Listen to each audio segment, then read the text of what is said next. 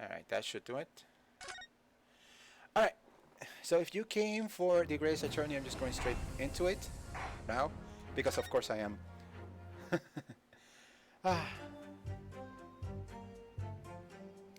Alright, so something I wanted to do, since I stopped in the middle of this, I'm gonna go back to the first and read it all from the beginning so I can get acclimated back with the story. Oh, okay. That's not it. Okay. So, yeah. Yeah, seems like everything's okay. All right. So, I'm just gonna get my headspace back into this attorney. So these guys were talking about how they witnessed the murder with their own hands. Bippo was the driver, and these two were customers that were on top of it. No, it's not. No, it's all right. Like I said, I'm still trying to get a feel for these things. Like I said, it's not even been a month, and I'm here just like trying to figure out how I want to do things. So it's not a problem about which games my audience wants. It's about what. Oh wow, sorry. If you hear my voice in echo, I'm sorry about that. It's not about what my audience wants. I mean, I would want to play games that more people would like to see, but I did hear a very good advice when I started streaming, and it's, stream for yourself, because at the end of the day, who is the one who's like has to sit to every stream? You. So it's like I stream for myself. It's like I kind of want to do a little more Animal Crossing, but it's like the call for Ace Attorney pulled me a little too much. I just want to take it a little bit easier, because the stream I did 2 days ago was 4 hours and it was intense. I want to be a little more. So, okay. After that vomit of words I just did, let's do another vomit of words and go back to this testimony. So, people, let me see if I remember how I voiced these characters. It was the last bus of the evening, so I had few customers. I remember it well. The victim and the man accused of killing him were sitting next to each other inside the bus. Then out of the blue, the accused just reached over and plunged a knife right into his guts. That's right, he stabbed him. He screamed. I screamed. I did. Couldn't help it. As soon as I heard her scream, I stopped my boss, and then I saw it too. Okay. Please tell me this will not cost me a game over. What exactly did you see? Oh, well, sir, that would be the passenger, sir. Just collapsed on the floor, he was. Nothing unique about these characters. I continue. And by the passenger, obviously, you are referring to the victim, Mr. Mason, the brick breaker. And the other passengers had the knife in his hand like this. By the other passenger, obviously, you are referring to the accused, Mr. Magnus McGilted. And then he plunged out like this, stabbing the other passengers in the belly. What? Okay. So this case is going. Oh no. Like, is this like? Please tell me this is scripted and I'm supposed to be like on the teeter-totter of losing. Like every Ace Attorney game. Yes, you are number 5. I take it that you too. As a master of London Guild of Coachmen, the idea of a murder being committed in one of the city's garages is utterly abhorrent to me. It wouldn't be right to make a decision before hearing all the facts, though, I said to myself. But I've heard enough now. The horse has bolted, as they say. No, please go down. Get up now, Simon, please. Let's finish. The finish is in sight. And I'm Bone. Bippo is a long-standing member of the guild, and I trust what the man says. Oh, thank you, sir. You're too kind, sir. Ah, this is too unkind, sir. Which now means that 5 years agree on the to condemn this man. And thus, 5 to 1. How am I even? Madam Juror number 6. Yes, dear? What can I do for you? You have heard the testimonies of the witnesses in the stand. Oh, yes, I certainly have. I still got my hearing, you know? Oh, such a sweet old lady. Then pray tell, why are you yet but announced your leaning? Oh please, old lady, please, I'll buy you a cupcake. Well, dear, the thing is, I'm a creature of habit, me. I'd always go to the park at around this time of the day and sit on a nice bench and get on with my knitting. Oh, give her all the knittings. We need her to stay there till we can convince the other guys. There's a lovely little park just near where I live. Matilda Park is called. Huh? The gentleman donated it to the city, you know. I put a smile on Londoners' faces, he said. I can't imagine just a fine young gentleman would have in him to take another man's life. I mean, he has always doing wonderful things for the city. That's right, a man like that would have stabbed someone, surely. Mother, may we go to the Matilda Park later and borrow some books? How many Londoners live with their head in the clouds? Do you people not know what kind of a man Magnus McGilded really is? Huh. I mean, I don't know. I mean, in the last episode, like, we just barely started knowing who McGilded is. So, what kind of man is he? The philanthropist Magnus McGilded has enough wealth to purchase the entire city he claims to value so highly. So why hasn't he? But where did all that wealth come from? Your client is a Sherlock, sir, and one with the very darkest of souls. What? Stone the crows! McGilded lends money at extortionate rates of interest, so his victims have no hope of repaying him. When they default, he takes possession of everything they own. He is a vulture that preys on the weak.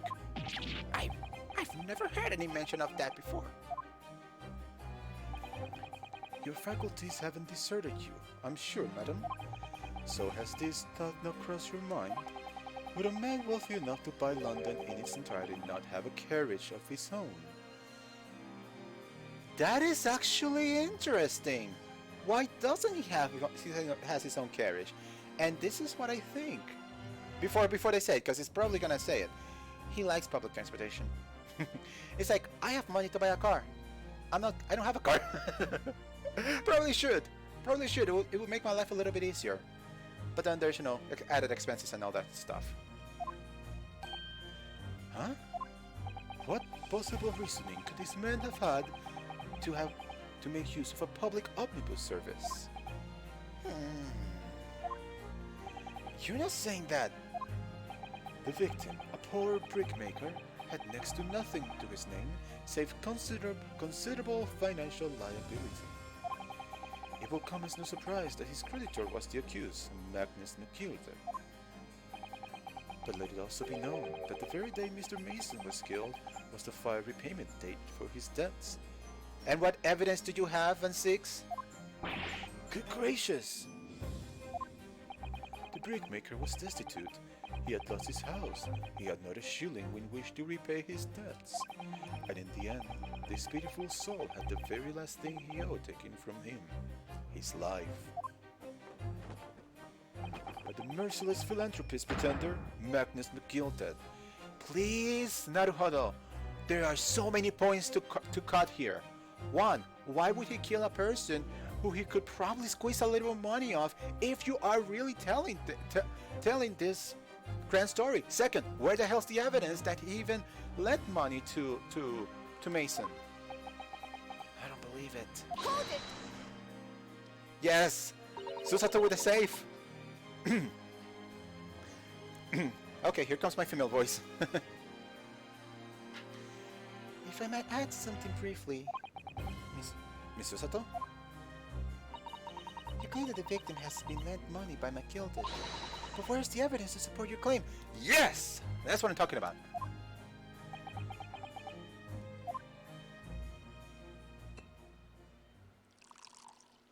I'm sorry. Who told you to bring beverages into the courtroom? Pray forgive the discourtesy of filling my hollow chalice in a court of law. Yeah, at least share, you know. Oh, there it is. Lorvan 6 hollow chalice. How can this be considered acceptable? Believe me, in a game series where someone somehow has a bartender giving him coffee every so often, and another one that can bring a whip and can whip the defense on a constant basis without repercussion, a chalice of wine is nothing. But I find myself...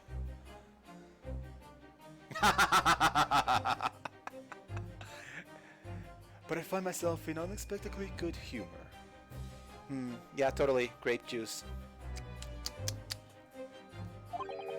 I had heard ladies from the 40s could show great courage, but I didn't expect to experience it myself. Huh. As judicial assistant to the defense, I'm simply doing my job. What a pity that your display of courage is in vain. This is the debtor's ledger, which details all the monies loaned by the accused. You will find the victim's name clearly recorded inside. Oh. Allow me to present this ledger as evidence. This is what happens when I am absolutely not prepared for this case. I wish I had known this before. And pray forgive the discourtesy of raising my chalice in a toast to the enigmatic East at the same time. A marvelous toast, Counsel. I will gladly accept this new evidence.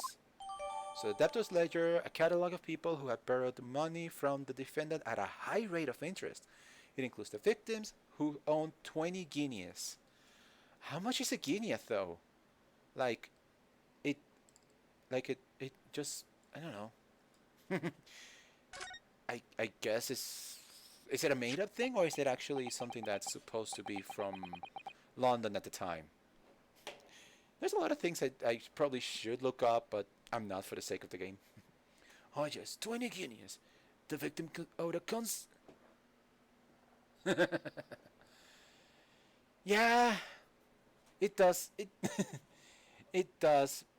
You know, it does cripple me a bit not being a Brit because if I had somebody from over there helping me out, they would tell me, yeah, this actually this is a thing, or this is actually just made up by the game. But anyway, 20 guineas. The victim owed a considerable sum. And the accused may quite certainly hear ample recompense. Well, it seems I've had the world pull over my eyes. Regrettably, madam, that is the modus operandi of the accused. And he's such a pretty little boy, too. What a scoundrel. Oh no! Still, maybe it's all for the best. Wait a minute! Let's think about this a little more before... I don't stand for nonsense.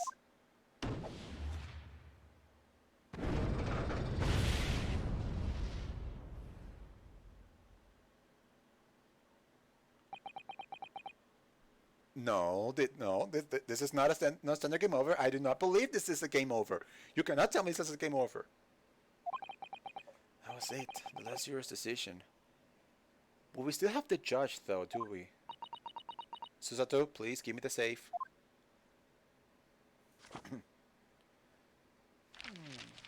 Come on, I believe in you. According to this encyclopedia of British law, when all members of the jury have concluded that the defendant is guilty... Oh, come on. No, I don't want to die. I still have so much to live for. Court proceedings are suspended and the presiding judge will deliver the final verdict and sentence. That's what it says here. The final verdict? It's over then. Oh. Yes? There's a footnote, though. A footnote? However, the defense... All 6 members of the jury are now in agreement in this case.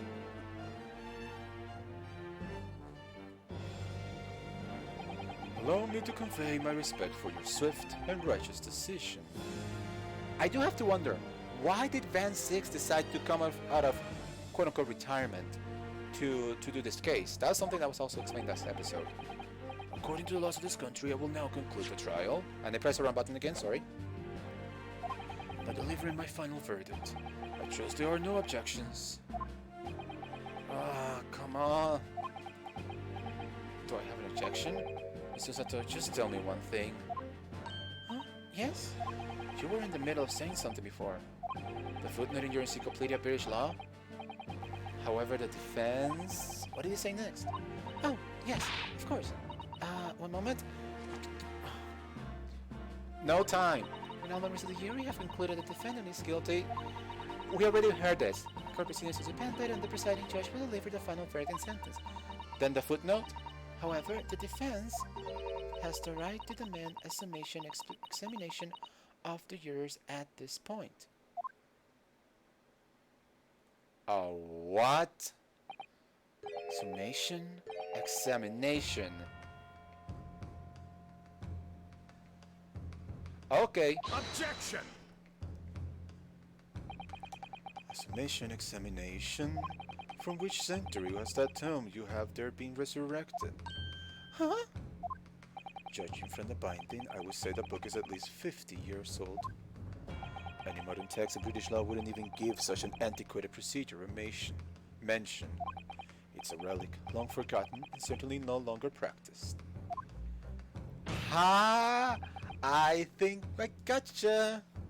So you're out of luck. But has it been outlawed? Because if it's still in the law, then I can still use it. Oh. What even is it, Mr. Sato? The so-called summation examination. Give one moment. I'll read about it. You would demand the right to a procedure before you even understand what it entails. Typical Nipponese. I can wring your neck. Alright, Mr. Naruhata, I think I understand.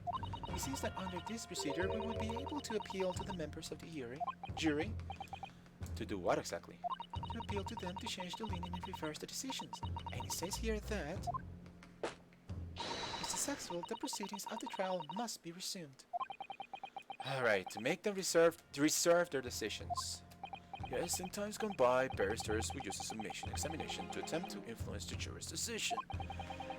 But that procedure became something of a formality with no practical benefit, really, so it rather fell out of use. I wonder why. Curiouser and curiouser. Because it was to void a purpose. Huh? Changing just one member of the jury's mind would be hard enough, let alone several. Yeah, and we have all 6 jury members. We have to get at least 4. No self-respecting defense barrister would even assert his right to try in this day and age. Still, like, what do we do? Do we try or do we not try? It's like, might as well.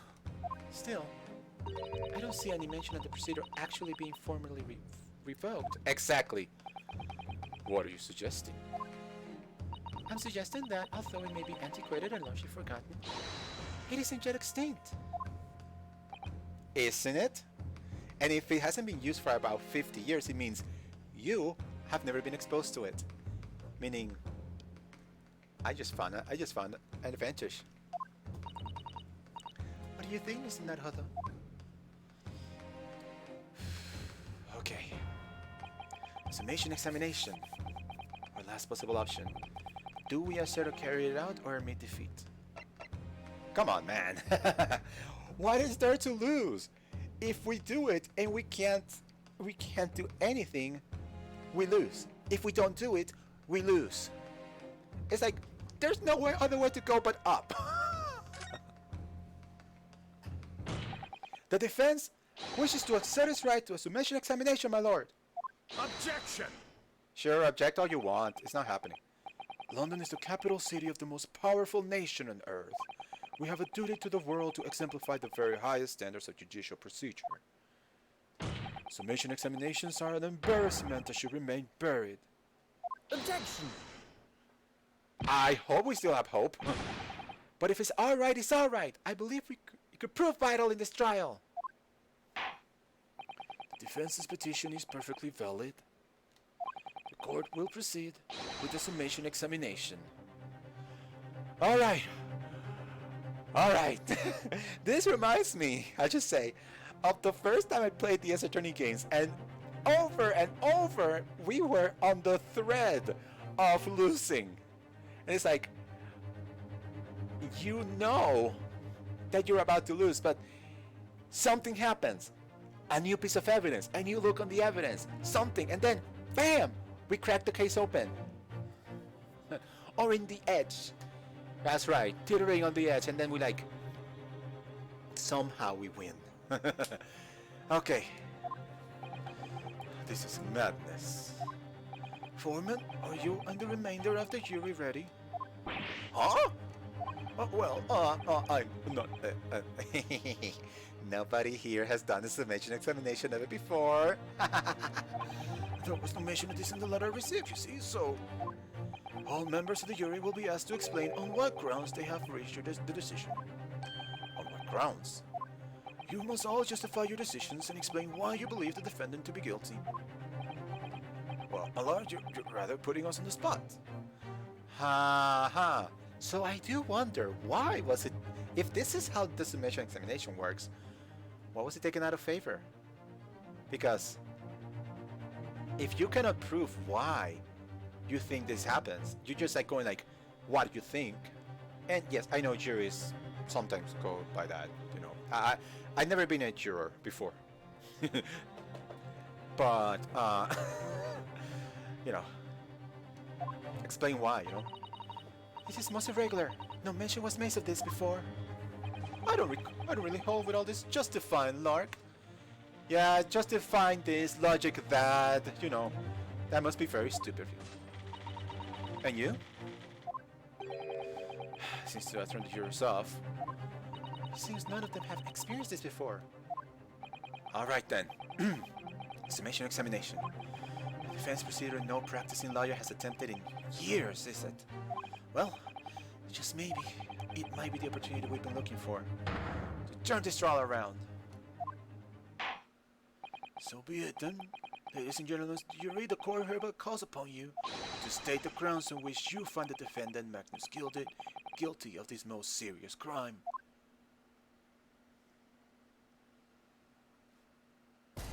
And now we do the judicial findings. What do you think? Why do you think it's guilty? There was no one else inside the carriage at the time, so it has to have been him. I trust the driver. He has an excellent memory, it seems. 4 passengers with fares totaling 20 pounds. Okay. He stuck the shop next to him just like this. Brazen, I must say. Absolutely brazen. I've simply typed and collated all the statements made so far and drawn the logical conclusion. Something tells me she's gonna be the toughest one to crack. Maybe the other guy, number 3, is gonna be tough, because he definitely has an agenda against McGilded. But she's also gonna be tough. You can trust the guild. Fair is in our order. We haven't raised prices above 4 pence for years. Like a scandal stabbing the poor man on the floor. It beggars belief. On the floor. All right. We can get her first. We can talk to her first. Starting to wish I hadn't pushed this now. Some of the heroes don't seem to have wonderfully formed arguments, though, do they? Well, let's see what we can do. We need to get the 6 people to change their minds. I have to throw everything I can at them. Use some very persuasive language. Just a moment, Mr. Naruhado. Okay. According to my book, that's not quite how it works. Okay, keep that book, but we need to get an updated version so we can get the newer laws, okay? So we're gonna do that after we get out of this court. Huh? I thought I was going to have to thaw their icy minds with some heartwarming rhetoric about the defendant. Unfortunately, once the jurors have decided the defendant is guilty, they're unlikely to heed anything the defense says. But then... they reach the conclusions by their own reasoning, you see. Your pleas will sound like excuses. In fact, it could recoil you. The more you try to persuade them, the more entrenched they may become. Then what on earth am I supposed to do? Oh dear, I'm just citing what I read about British law, Mr. Naruhodo. Right, sorry. Do you have any idea how to make this work then? Well, from what I can understand, the key to this procedure is using the jurors' own words to make your argument. Use the words against them. This is really interesting. What do you mean? Well, the 6 members of the jury are randomly selected members of the public. Hopefully. They may appear to present a united front, but the truth is, they are complete strangers who just happen to find themselves here in the courtroom together. And that's the way you break them down, you mean? And that's the way you break them down, you mean? Yes, exactly. We must listen very carefully to what each member of the jury says, and see if we can identify any contradictory statements. If we can, then we can construct the statements and pit the corresponding jurors against each other. I see. So it's contradictions in what 2 or more jurors say that we're looking for. In a way, then, this is similar to regular cross-examination. Oh, yes, I suppose you're right. Okay, breathe. Breathe. Find contradictions in their statements and pit the jurors against one another to break them down. Alright, I might be able to pull this off. No, that's not right. I have to pull this off. Again, I said this in the first chapter, but it's kind of a shame that when he does that, there's no like a red tint going in his shakes, because it would have been kind of funny. Can we start procedures, Counsel? Counsel? I would ask you to take the stand for this. I'm expecting a clear and concise rebuttal. Yes, my lord. So now I'm in the stand. No, I'm in front of the stand. Okay. Alright. So the defense is rebuttal. Alright. I'm gonna save now, because who knows what the heck's gonna happen. I've never done this and it's kind of scary. Okay. So, no one else in this garage. That has not been reported by anybody. Trust the driver, he has an excellent memory. Wait a minute. Wait a minute. 20 pence. That means it's 5 pence-ish. 5. There's something wrong between you and the other, and you're number 5. But we're gonna see later. Stock shot writing just like this. Brazen, I must say. Absolutely brazen. And then type and collated everything. And then trust the guild. Fair fares is a motto. About 4 pence per year. So it's 4 pence. Meaning that the fare should have been 16 pence. Methinks our driver is pocketing 4 pence for the ride.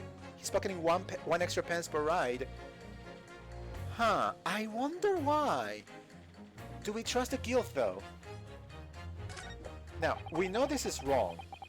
We know that the man was not stabbed on the floor, but there's nobody. Can we pit this against number 3? Because he says he actually pointed at if it's sideways, as a sideways stab. I'm gonna try something. I'm gonna pit you against you, because you say 20 pence, which is 5 pence per head, and you say 4 pence, which would be 16 pence total. Something's not right here. Those two statements clearly contradict each other. They do? Explain yourself, Counsel. Me? Oh dear, what have I said? I searched several places and made a name. I haven't the first idea what you're talking about. Alright. According to the group testimony we heard so far, there were 4 passengers on the omnibus on the night of questioning. And according to the coachman, Mr. Beeple, he took 20 pence in fares. Quite right. I have those precise details typed nearly here in front of me. Thank you. And during number 5 also there's the following. The fare for the omnibus is always 4 pence. That is a fair and convenient single price. Just the way London's carriage should be operated. Do you not see what's going on here? But that doesn't add up at all. Do you not notice it? In fact, it leaves a glaring discrepancy in the facts. Why, man, why? 4 passengers paying 4 pence each? If you do the math, it would be 16 pence. Exactly. As I said, it doesn't add up. The figures are different. By 4 pence in fact. By 4 pence in fact. Or precisely, 1 person's fare. Oh! So it's not like he's pocketing the thing. It's that there's 1 extra person. Is that what you're trying to say?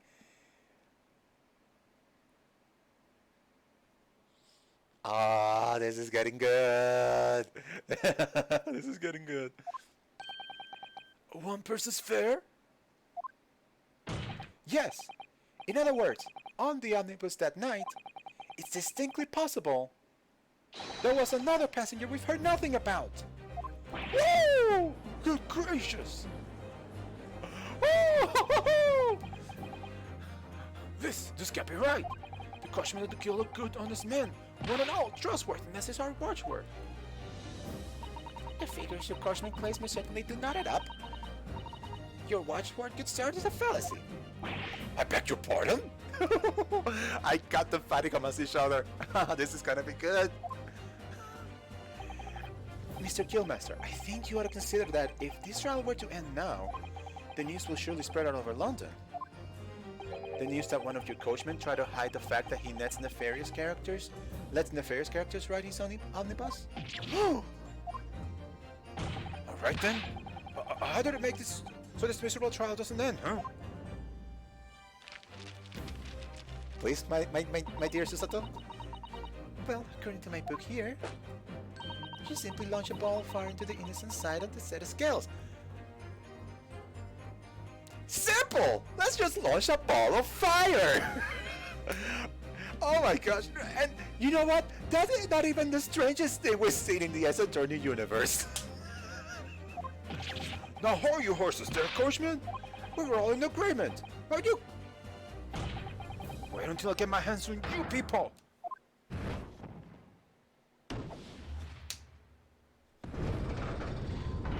+1. Oh, this is all very irritating. He wanted to get out of here very quickly, didn't you? Begging your pardon, sir. I'm gonna do the same. Ah, it feels I can breathe again. For the love of Mike, not you as well. A penny can be a difference between a smile and a tear, after all. I certainly can't put my trust in someone who doesn't follow my accepted standards in financial matters. Oh, really? I, for one, think it's only proper that we hear from the witnesses again. Okay. We can breathe. We can breathe. Oh, well done, Mr. Naruhela. You did it. If we can manage to change 2 more jurors' minds, though, we can force the trial to continue. Yes, 2 more. And actually, there is something else that's bothering me about a couple of their assertions. And that's where you must strike next. Okay, so I need to pit 2 more jurors against each other and show there's another contradiction in their assertions. I love this part. I actually love this part. I enjoy it. I am smiling so much. This is so good. Oh my gosh. Ah. Well, the scales of justice have been shifted, but they still weigh heavily on the side of guilt. Counsel, you have the floor again. Continue with your summation examination. Gladly. I should like to hear what the sleep-shut bookkeeper had to say for himself. She still thinks that he's a shady individual, but at least he's like, at least I gotta hear what he has to say. So we know what you're gonna say. Wait, but this trial has to continue so I can get to the bottom of this corruption. Okay, not guilty, says. Alright, I'm sorry, Grandma. But it's you and the very shady looking knife wielding dude. Objection! Those two statements now are completely contradictory. What? Excellent counsel, post haste. Oh, dear me. I was only needing a jumper for my other half. What's this claptrap? What does contradictory even mean, I ask you? I swear... this guy... Okay. We've heard from more than one witness that they allegedly saw the actual moment when the defendant stabbed the victim. Now, out of curiosity, juror number 3. What? Can't you see a face here? How would you say the defendant stabbed the victim? What sort of motion was it? Wanna test me, do you? It was like this. Stuck the fellow next to him without even getting up. Just like the Preem banker said. Yes, that was Mr. Fairplay's testimony, quite true. Now then, you're number 6. Huh? Is that me? Is that... What can I do for you, young man? How would you say the defendant stabbed the victim, madam? Oh, well, dear, as far as I understand it... It was like this. He stabbed the poor man after he collapsed on the floor. The cashman said so. Now don't move! Take a look at these 2 jurors. He stuck the fellow next to him without even getting up. And he stabbed the poor man after he collapsed on the floor.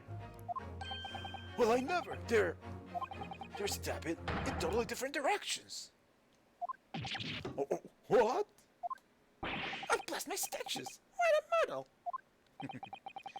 What this tells us is that there is a strong possibility one of the witnesses isn't telling the truth.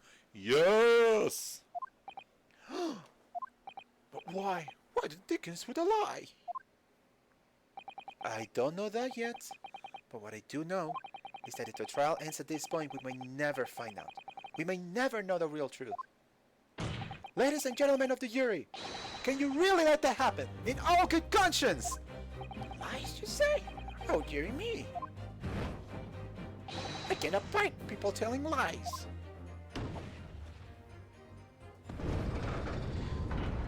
Oh, Grandma, you coming to the rescue! The scales. I don't believe it. Take your victory after Inosuke, because it's not gonna last. Wait! Now hear this, my fellow jurors. I warn you, you cannot listen to this man. Look at him in his black suit. It's clear some devious sister Saurus are using magic on us all. Shut up! Oh my gosh. Oh, we're gonna see this a bit. And it's like, okay, it's part of the era. Yes, I know. There was some level of xenophobia, I guess, but it's like, still a bit of a Jikes moment. If I could use magic, do you really think I'd be putting myself through all this? Answer me, please, Dark Jinx. Huh? Me? What exactly is the problem? What if the witnesses have slightly different recollections of events? What of it? Let's say the Sherlock did stab the victim as he had sat next to him in the omnibus, and this young dandy saw him do it. And now let's say the victim collapsed on the floor, and then the Sherlock stabbed him again. That's not what the witnesses said. And so they just don't do it. In fact, there is evidence. I can probably produce evidence to show that there couldn't have been a second stabbing. Well, what does it say it didn't happen like that? Who are you calling a dandy, sir? Why I should take this knife to you? Who are you calling old? Why I should take this needle to you? You go, Grandma. They're ready to kill each other now. I mean, I guess if it works, it works. But could the foreman of the jury be right? Did the 2 witnesses see 2 different moments of the same crime?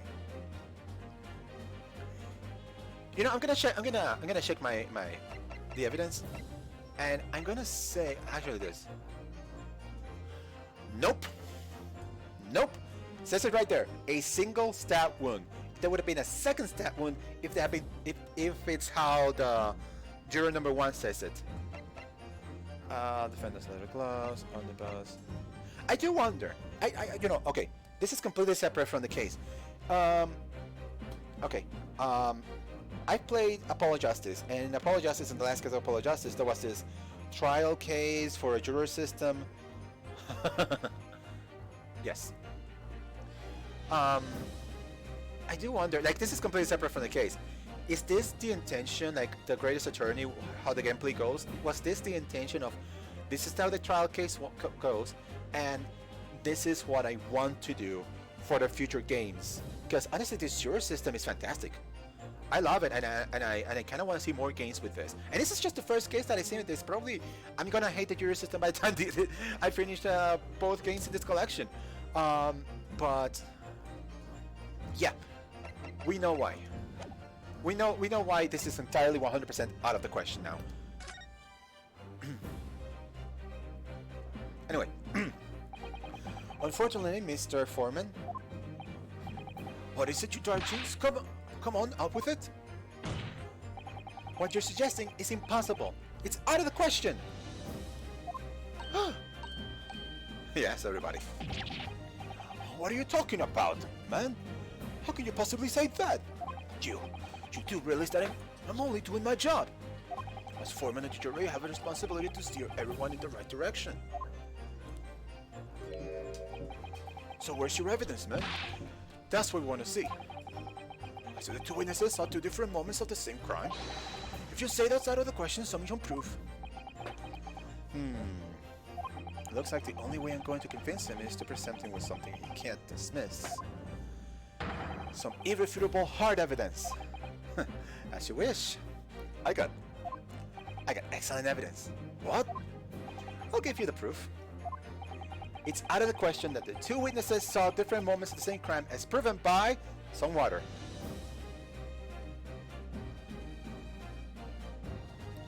Okay, needed that water.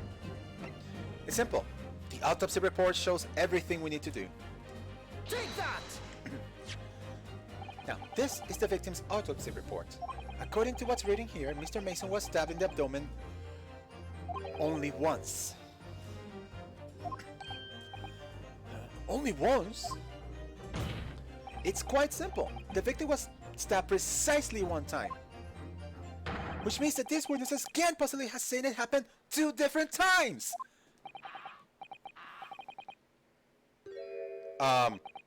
Where did your knife go? I'm scared. Alright, I concede defeat.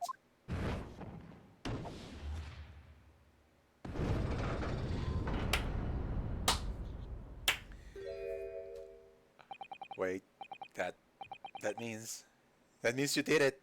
That means 4 years are now leaning to not guilty. You did it. We've done it, Mr. Naruto.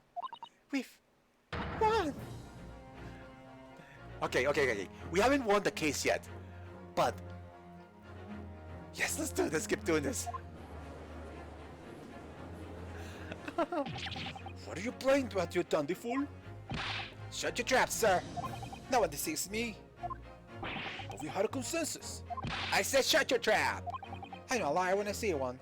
And if the chap ever dares to cross the threshold of my shop, I'll take this razor sharp blade and have shape every last hair of its head. Please tell me he's a barber. Please tell me he's not a barber, because I do not want to trust a guy like him to be my barber. Well, in a quite remarkable turn of events, the defense's summation examination was flipped. Let's flip the balance of the scales of justice. The jurors now stand at 2 for guilty and 4 for not guilty. Accordingly, there is no longer a large enough majority among the jury for me to adjudicate. The trial must continue. So, does it have to be like a consensus of not guilty for me to get a not guilty? Interesting. Oh, I didn't read the last part. Okay, Okay, hereby as the defense, prosecution, and witnesses to return to their places, and as I call upon all you to continue to pursue the truth. Okay. Okay. Can we actually go on to the witness testimony? So, Lord Van Six, continue to substantiate the case for the prosecution, if you please. You thought you had it done. You thought you were going to do Avant Karma and say 15 minutes. Well, guess what? 15 minutes did not save you $15. 15, whatever. I got the quote wrong. Of course I did. Oh, he angry. He very angry. He very angry. Having savored the rich aroma of the carmine contents of this hollow chalice, it may seem crass to crush it to dust. Pray forgive the discourtesy. Lord Van Six. Is it cool here or is it just me? Yeah, I think he's got his eyes trained on you. As your antiquated tome no doubt says, the prosecution may not speak during the summation examination. So I honor the deathly silence and listen to the charade.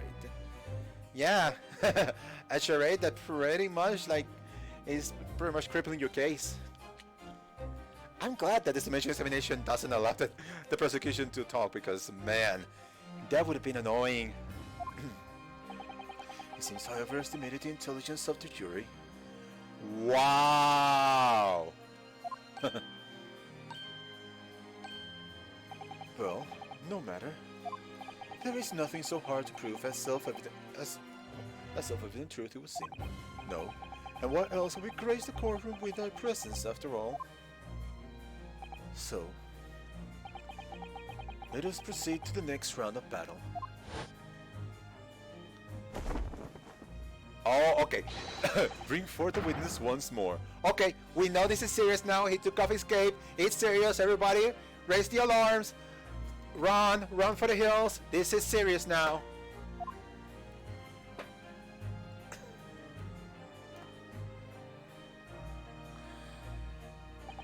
I am exceedingly interested. I'm sorry. Who the hell are you?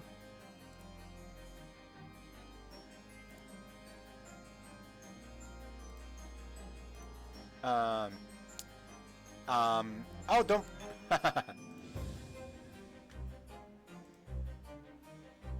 Oh, do not worry.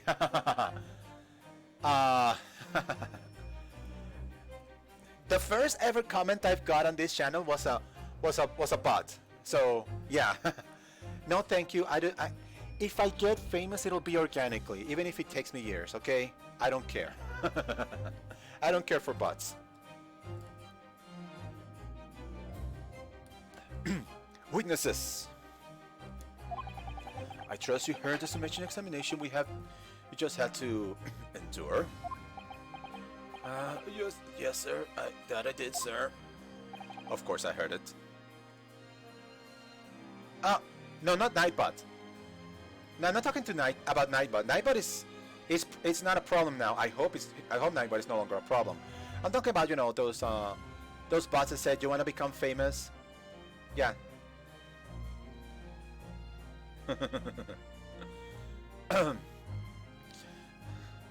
Of course, I heard it. Yes, sir, I heard it. I am exceedingly curious about First. I mean, obviously, the name makes it seem like something's going on with First. And the thing is, let me just say this. We've already seen 2 cases of what First may be. 2 cases in the SR20 series, so... I wonder. You, sir, on the end, the coachman? I believe it's people? Yes, sir, my lord, sir. If it transpires that in your previous testimony, you were attempting to veil the presence of a 5th passenger in your omnibus, you will be found guilty of perjury. You have advised to bear that in mind, sir. Oh, Dio mio. Oh, mio. What the heck is he saying? Oh, mio, Dio. Now then, witnesses, I hereby call upon you to testify before the court again. You will explain the various misgivings brought to our attention by the defense's summation examination. So now they have to explain themselves. Okay, they have to explain themselves. Why do those things not correlate? I only carried 4 passengers that night. I saw it, but Yes. Well, I for once was told I had to pay 5 pence for the bus.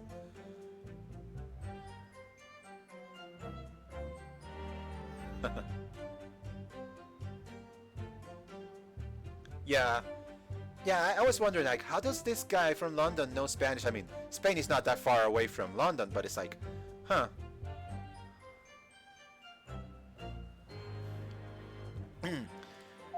Alright, first. if it wasn't the fare he did, and when I saw that Berkeley inside as well, it's all too much. I'm almost certain all of them are hiding the presence of a fifth passenger.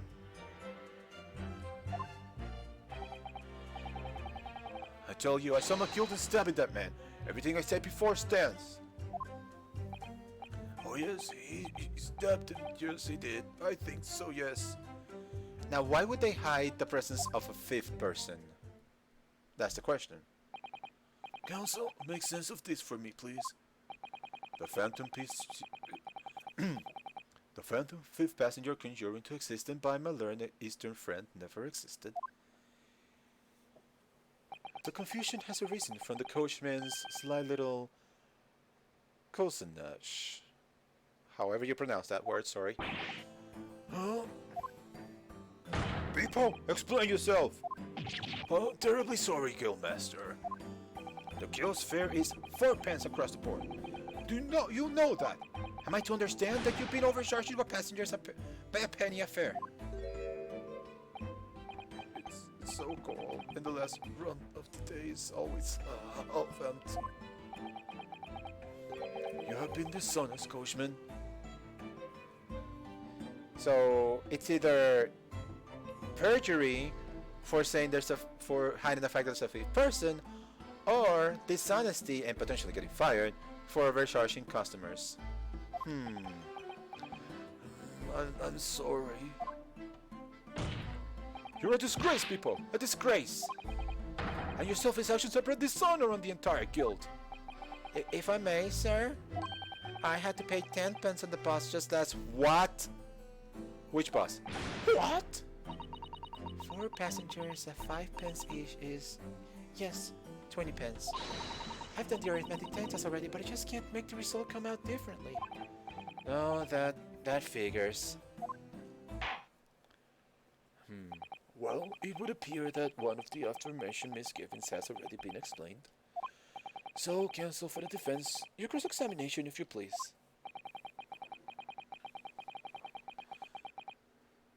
We've already had the pleasure of projector summation examination today. I see you intend to continue the parlor games. Absolutely, if you want to call them that.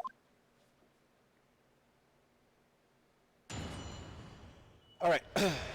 Various okay.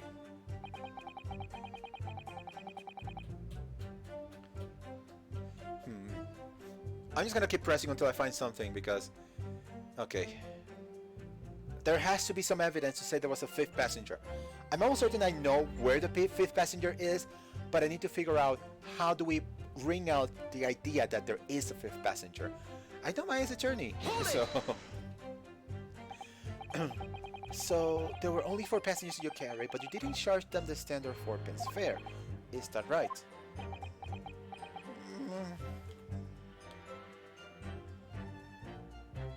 What's going on with you?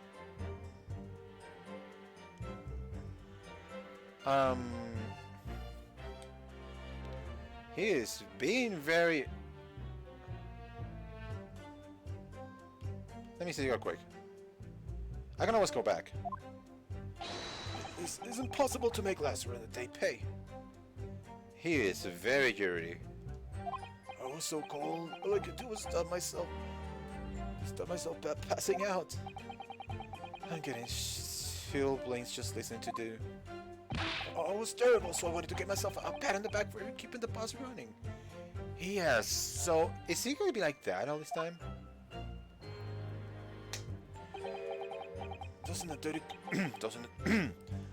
Doesn't a dedicated coachman deserve an extra penny per passenger? You're digging a deeper hole for yourself here. If only there had been a fifth passenger on the omnibus that night. Then we would have had another suspect. Anything to say, Dracula? No, it seems like it's always going to be like that. Okay. Hold it! Does that mean everyone on board that day paid 5 pence instead of 4? Well, I paid 5 pence too, sir. I just told you that I did. A flat fare of 5 pence across the board. It's not something to be proud of. The so-called discrepancy of my learned friend identified was nothing of the sort. Much like the phantom killer you so desperately needed, it's gone, dead and buried. I'd have been happy if I'd ever existed in the first place. Okay. He is very jittery. First, what's going on with you? Okay. So what are you talking about in the subject? Hold it! Okay. Okay. This blood-curdling sight. You mean the murder, I presume? Yes, sir. Loathsome sight. A loathsome sight. No one who had to witness the horror of the eyes of a man at the moment his life is taken. Well, not exactly, sir. Not exactly. I mean, I didn't actually see the exact moment the Yant was stabbed. Good gracious! Really? We have another witness who did, however. The banker has already testified to it. But Mr. First didn't actually see the point at which the victim was killed. That may turn out to be very significant.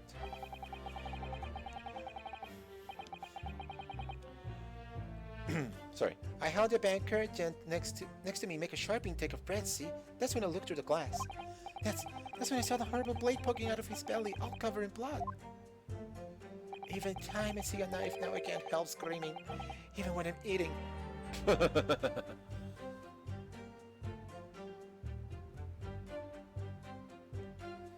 Are you telling me you already played this place?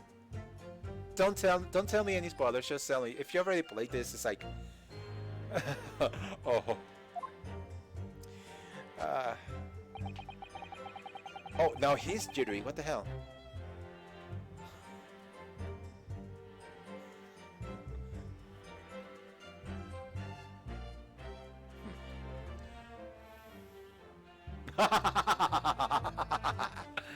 Oh, that's okay. I actually don't want any spoilers, but you know, at least you know if you know how this is gonna go. Yeah, just enjoy the ride, then it's all fine. Hold it! So if you saw the defendant, Mr. McGilded, stabbing the victim, Mr. Mason, who was sitting next to him? That's what I say, isn't it? He was bothering me before this was. For just a brief moment, he hesitated before answering the question. Anyway, there was only the two of them inside the carriage. There's been much talk of a fifth passenger, but as yet, zero evidence. But what do you wait this time for? It's black and white. The man's guilty. Apparently, this is the one I need to focus on. Something about Mr. Faithful's testimony just jars with me. I wish I could work out what it was. Okay. Let's go back.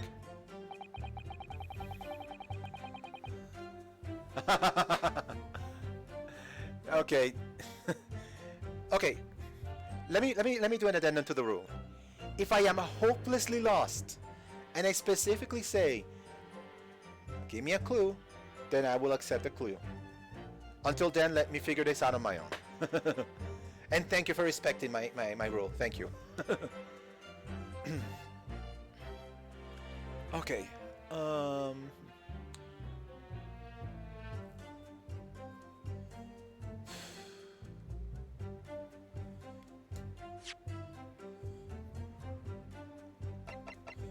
You saw McGilded stab the man. Now I'm assuming that he was sitting here from the top.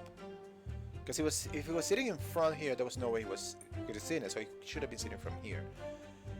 And let's see. So he could only see the people on this side. I'm not getting inside here.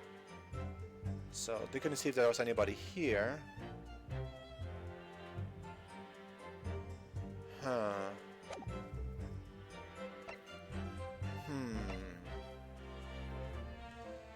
Oh my god. I know that this is the one. But there has to be something. There has to be something. No, no, no! Okay. That's what I said. Do I pursue though? He is being exceedingly well. He's not jittery now. He's just staying like that, and he's just.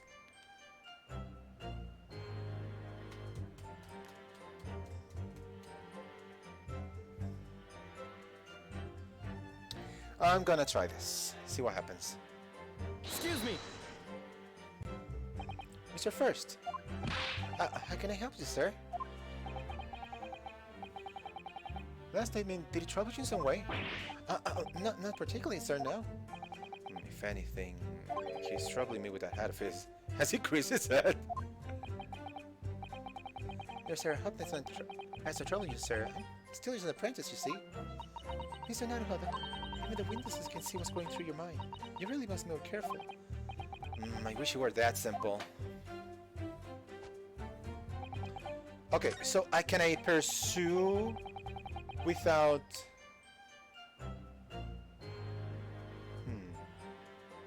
I guess I can pursue without, like, having, like, a punishment.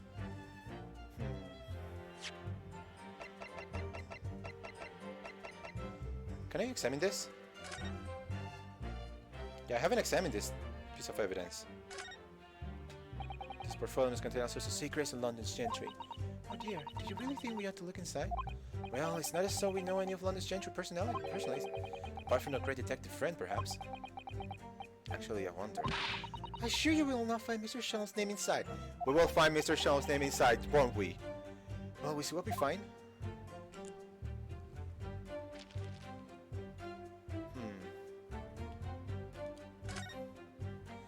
Gosh, it's crammed full of gentlemen's names, isn't it? Well, I suppose they're probably not all gentlemen at all, are they? After all, not everyone in this country is well off. Goodness! What is it? Look at this! Did you see the name here? Bruce Fairplay.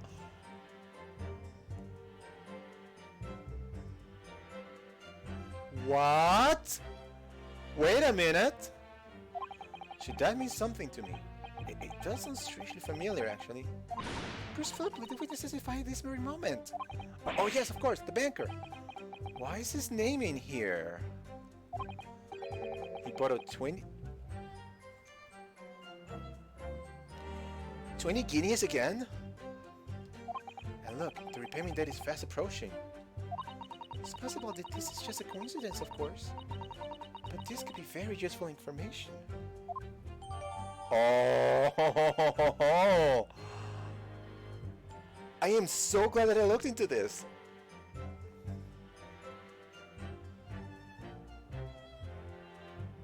But what does this mean? Like, can I use this now? Or do I have to wait for the later? Like, we know that Fairplay landed, like, borrowed money from McGilded. So...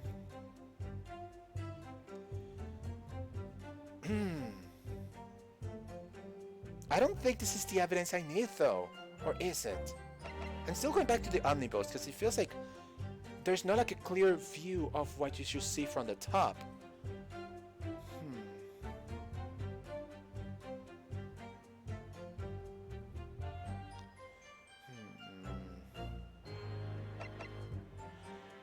I'm gonna try this. I'm gonna try this, and if it's wrong, I can save scum. Because, of course, that's Ace Attorney tradition already. Objection! Oh, of course I was wrong. Okay, that reveals damning inconsistency in the last statement. Damning, you say? As I look at you, Cancel, I see your trembling hand, your pallid expression, and your perspiring brow. Uh, uh, it seems to me that is the damning inconsistency here. Wait, let me place confident in your assertion. Oh, damn it. He has a damning tongue. You invited, sir. Wait, did he just read my thoughts? Okay.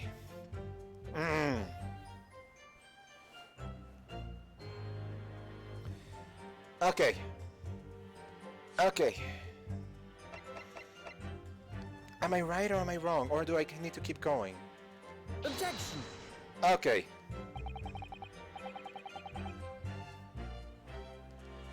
Yes, it did. No, no, no. Okay. What am I doing wrong? Okay.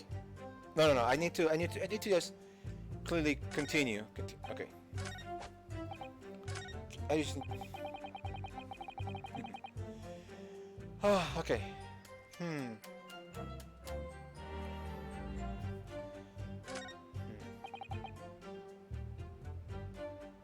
I need a second.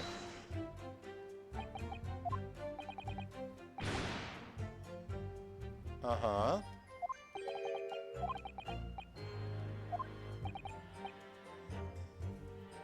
Mm-hmm.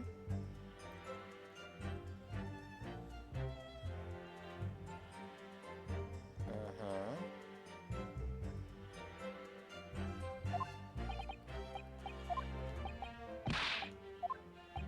Mm-hmm.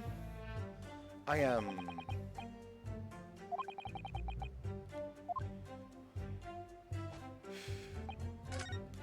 I know this has to be it. I know this has to be it. I just need to... Hold it! Stop pressing the L button.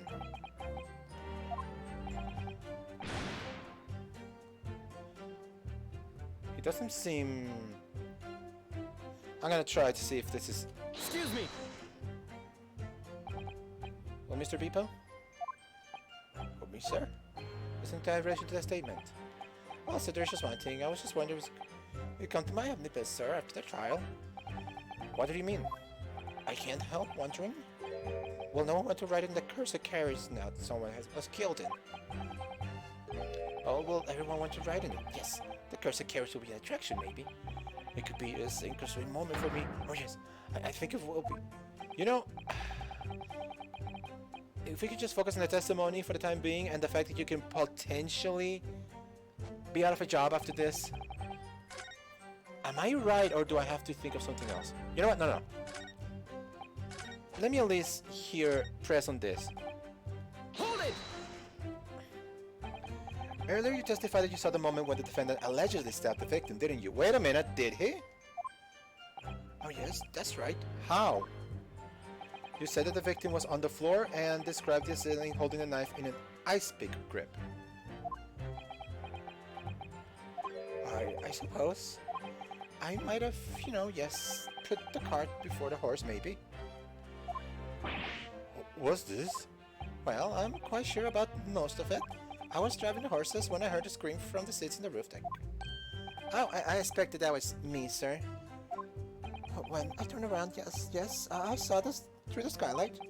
The gentleman was on the floor and the knife was sticking up from his midriff. That's right, yes. And the fellow holding that handle was the famous man, yes. So in short, you didn't see the moment where the victim was actually stabbed at all.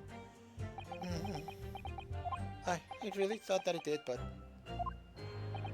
when I go over it again in my head, no, I suppose I didn't actually see the precise moment of the stabbing, did I? Truth! Oh! Hold up right there! What's wrong with that? Bro, Excuse me! what's wrong with that right now? Do you have something to say about that, Mr. Fairplay? No, you listen to me. I know what you're thinking. He didn't really see the exact moment the fellow was stabbed. What are the chances of that? What? Are you asking me or telling me? Oh, he's getting flustered. My able to extract some new information from him and answer him cleverly. You have just happened to see the exact moment the crime was committed.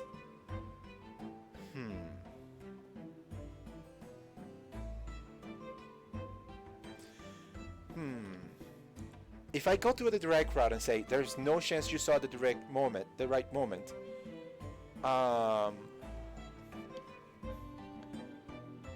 maybe he will back down, be defensive, and say yes, I did. I say, oh, some days I like that. Oh, you haven't seen this part? Okay. Well, welcome to new stuff then. Some days I'm gonna go here. Well, I suppose they do be like that. I swear they do be like that thing on chapter 2 as well. I suppose someday like that. Sooner or later you'll see something you wish you hadn't. Or you're always peeping through a skylight on the top. If you're always peeping through a skylight on the top of an omnibus. Peeping? I, a responsible city banker, I'll have you know. And I know what I saw. I remember as clearly as a Ballarat day. It was a grim scene, and I don't mind telling you. Thank you, Mr. Fairplay. Oh, excuse me. I was getting a little hot under the collar there, my lord. I would ask you to supplement your testimony with a clear statement about what exactly you saw. Oh, I can do that, alright? I'll tell you just how grim it was.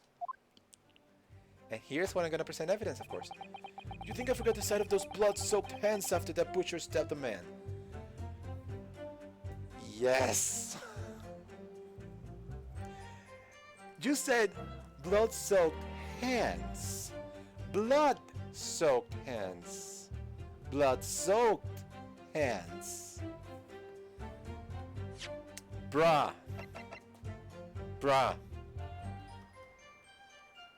I just have one word to say to you.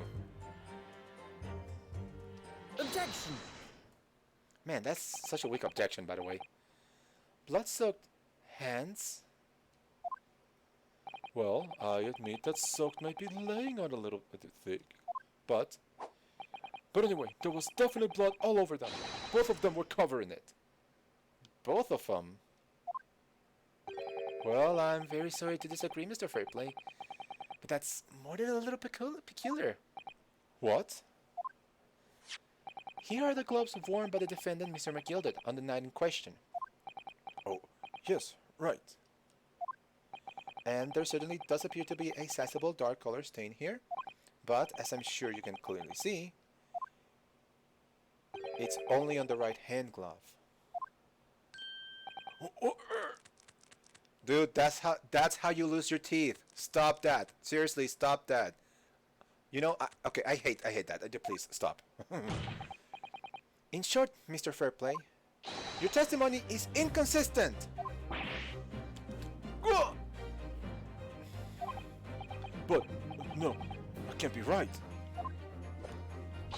So you're the liar here then? Stop that, please! That's right, you were quite clear about it. You say, oh, it was both hands! Also, how can that bend?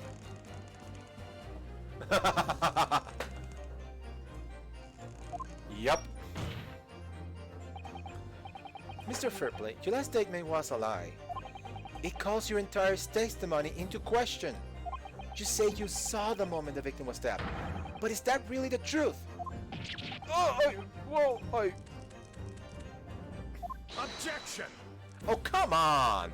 You're telling me it was a simple mistake. You can't justify accusing this man of lying. A simple mistake. He said he saw the moment of the stabbing. He said he saw both hands covered in blood. There's a clear inconsistency there. Yes, it was on both hands, it was on one. But the fact remains, the victim's blood was on the accused. Objection! No, Mr. Fairplay categorically stated he saw blood all over both hands. And I make sure I asked him that, which means there's a strong possibility that this witness was deliberately trying to mislead the court.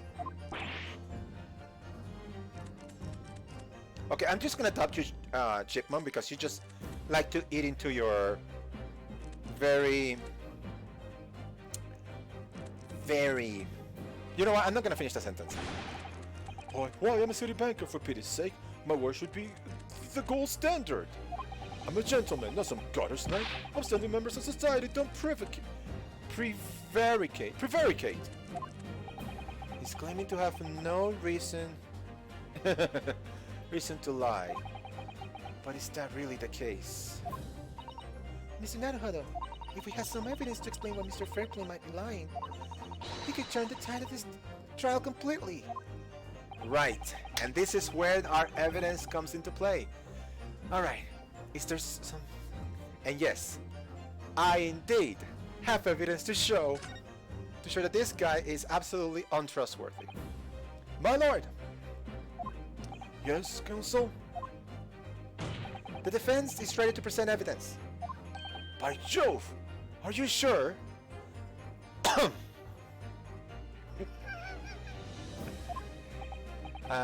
Jove has no role to play in this game. Yes, evidence that will clearly demonstrate why Mr. Fairplay had reason to lie in his testimony. Well, very well. I hereby call on the defense to present its evidence.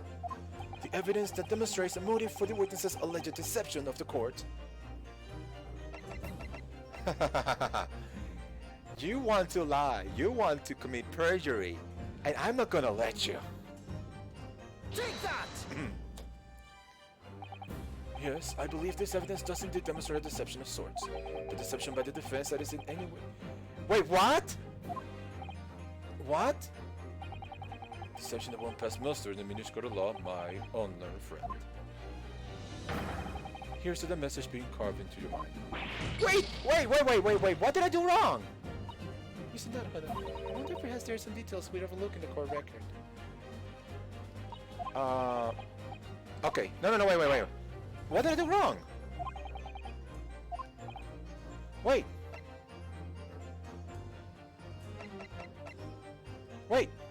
Oh! I know what I did wrong. See, this is what I did. I loaded the save file.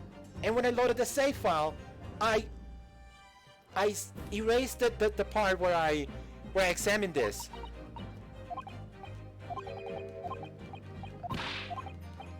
It was my fault. Okay, so we're just gonna quickly go through this place. Okay. So we got. I was a fool. But now that we know that Bruce Fairplay would have to, now that we know that there is evidence, now that we see this, now that we have it presented and properly examined, now Take that! it's good stuff. This is a list of the debtors who owe money to Mr. McGilded. Yes, a list of innocent victims crippled by the accused extortion. The point is, among the names of the debtors is your name, Mr. Bruce Fairplay. What? Mr. Fairplay, are you currently indebted financially to the accused? No, well, it's barely worth of being called a debt. According to this ledger, you owe 20 guineas. Not an inconsiderable sum of money, wouldn't you say?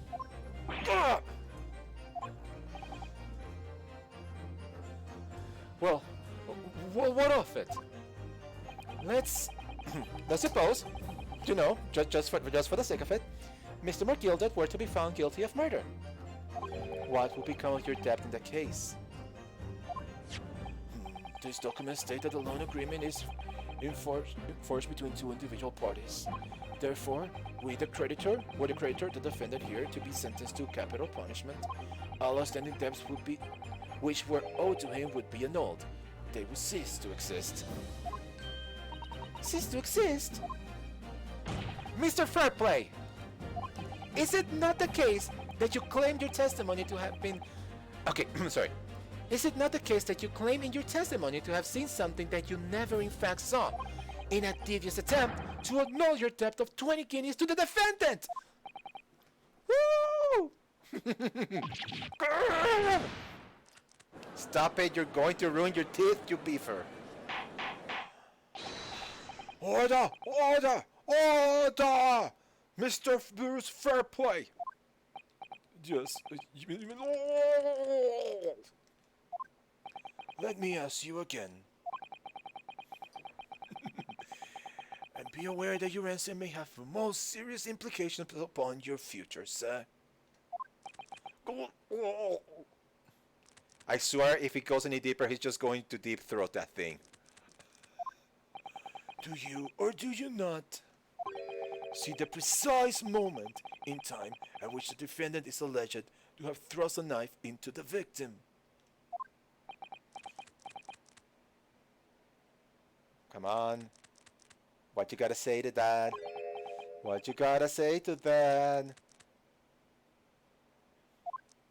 Your silence speaks volumes. You did not tell the truth in your testimony. Alright, let's not make a melodrama out of this. Perhaps I did overstate the truth a pinch. A pinch? But it makes no difference. I definitely remember seeing blood on my killer's hands. Both of them. He's doubling down on this. He's doubling down on this. This is actually very, very important then.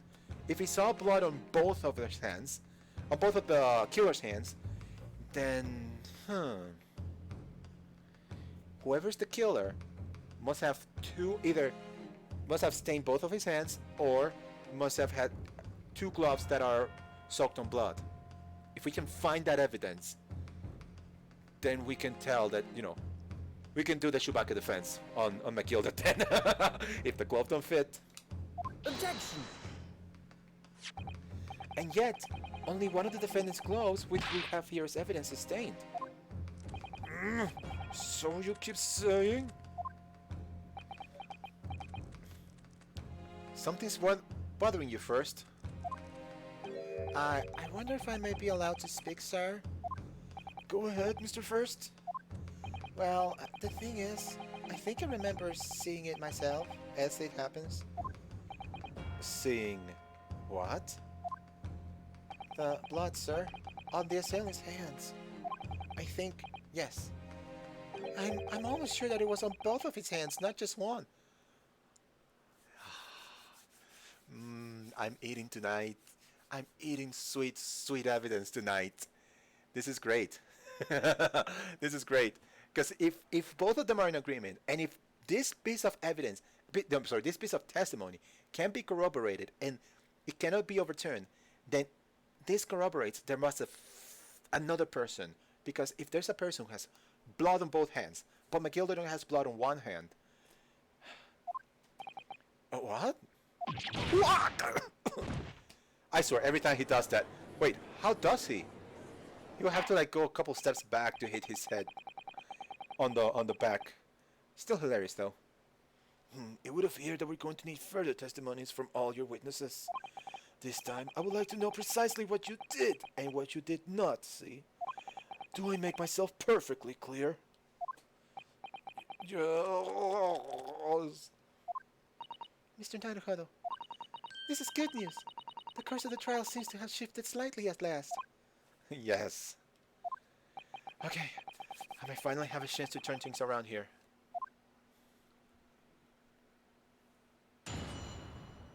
So we have a witness testimony. What the witnesses really saw. Please tell the flippant truth. Okay, there was blood on both hands of the assailant. I sincerely and distinctly remember that. However, I suppose you might say that I didn't see the exact moment of the stabbing transpired, if that matters. I remember seeing the knife, and I remember seeing both of the attacker's hands with blood on them. I didn't actually see anything myself, no. Not until I heard a scream. Anyway, the fact remains, there can't have been anyone else in that carriage, or we all would have seen. A small and succinct testimony, and I need to find out an inconsistency between them. Well, lo and behold, in truth of fact, not one of you has witnessed to the crucial moment the crime has perpetrated. I apologize, my lord, but honestly, there was no one else inside the car, and the man's hands were covered in blood. That much incriminating evidence is tantamount to say we saw the man do it. That's really not what testimony is about. Let us examine the interior of the omnibus once more. Oh, so we're going to talk about the omnibus now. The victim's fresh blood is clearly visible on the seat, corroborating the witness's accounts. Maybe it's grape juice, you don't know. In other words, there is no substantial or significant change in the facts of the case. Very well. Your cross-examination, please, counsel. Yes, my lord.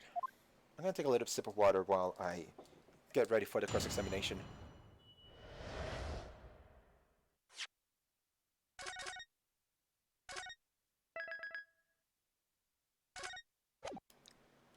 Okay. Let's begin. You are certainly that's the truth. Hold it! No, the evidence tells us otherwise. We have gloves that the defendant was wearing on the night in question in the court record. I'm well aware of that, sir, but nevertheless. A sec. What the heck happened? There we go. I'm sorry. Something happened with my cords. I know what I saw, and I stand by it. The man had blood on both his hands. He's defiant, even in the face of hard evidence. He's steadfastly refusing to admit that he might have been mistaken about his son, but why? Your reasoning is dire. Huh?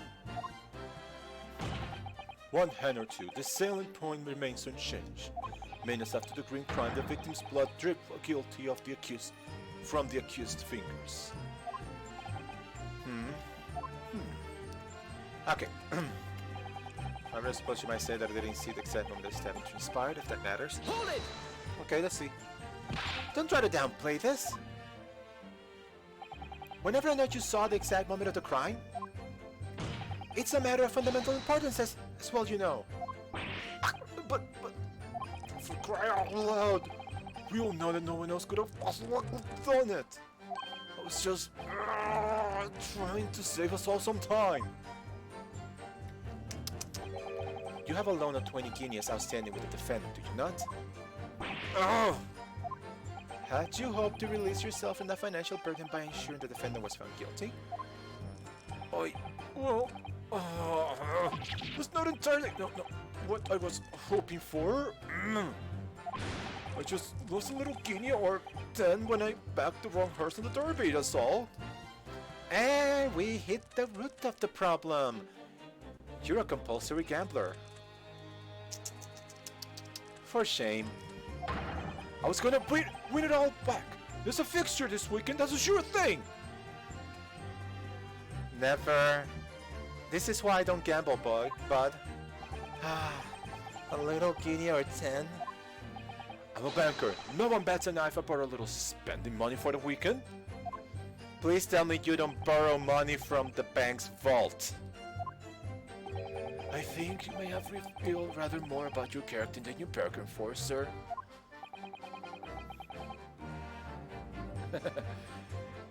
Yeah. No. You know, taking a little moment here, just saying, I know the horrible effects of gambling. I've seen it on people all around me. I know for a fact I will never touch a slot machine ever in my life. Yeah, gambling is awful. Don't do it. Like maybe one person in like a million gets the jackpot, wins $10 million, but how many other people lost their entire life from gambling? No. I will not gamble. Besides, gaming and anime are expensive enough hobbies. This witness's scruples are not on trial here. Proceed to the next witness. Is that really how it's supposed to work?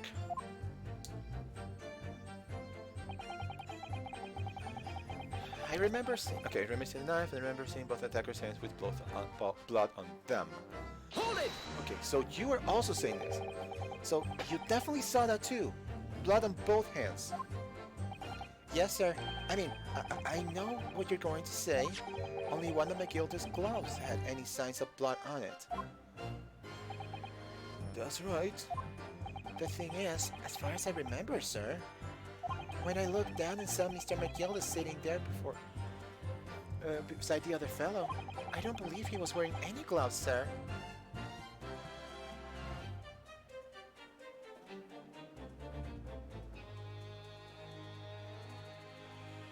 Curious. So the attacker wasn't wearing gloves. But here's what Okay, here's a curious thing. So let's say for argument's sake, McGilda wasn't wearing gloves, stabbed the victim, got blood on both his hands, and then I don't know, somehow like wiped the blood off his hands. I don't think he could have been able to entirely wipe the blood off both his hands, and then put on his gloves. Wouldn't that mean that there's blood on the inside of those gloves then? Could we investigate the inside of those gloves? Okay, let me see. I don't think I've actually investigated this properly. Oh, it's so dark, there's no way we can check those. Okay, this is definitely blood, isn't it? Dang it, I was hoping it was grape juice. Not the most pleasant sight to be confronted with in our first day in London. Well, nothing will come crumbling now. No? By the way, is Mr. McGilda right-handed? Yes, I believe so. He was toying with a coin in his right hand a little earlier. Ah, pity. If only he'd be left-handed. I think blood on either glove would be fairly incriminating, but really... Okay, so there's no way to see if there is blood in here. At least not at the moment. Is there anything else that we can explore? I'm just looking around, but... Here's a curious thing, though. Blood's here, but the pocket of blood is around the foot. I'm not sure if that is like any problem, but there is a pocket of blood on the seat. Why is there no blood over here either? Huh. Well, we'll figure it out. He wasn't wearing these gloves? That's correct, sir. And I saw the blood on both his bare hands quite clearly. It's true that the dark color stain on the dark leather gloves wouldn't have been easy to see. I should point out that the police officer who apprehended the accused on the night in question reported that there was no trace of blood on Mr. McGilda's gloved hands. Hold up!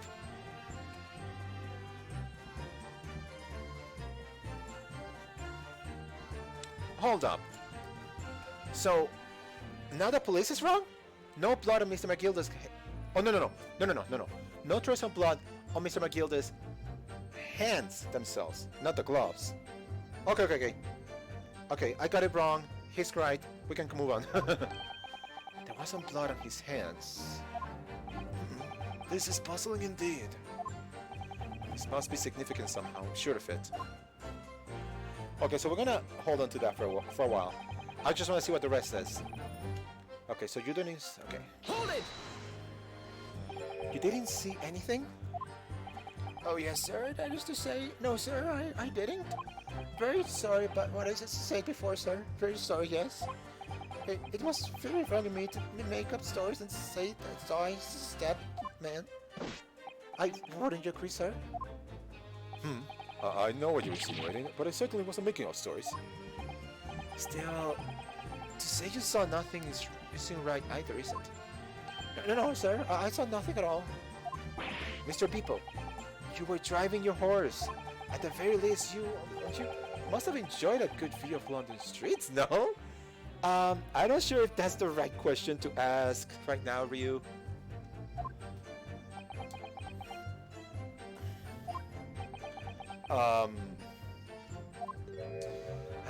Oh, please. You didn't even see that? I was so cold at night, you see. It was all I could do to keep from passing out, sir.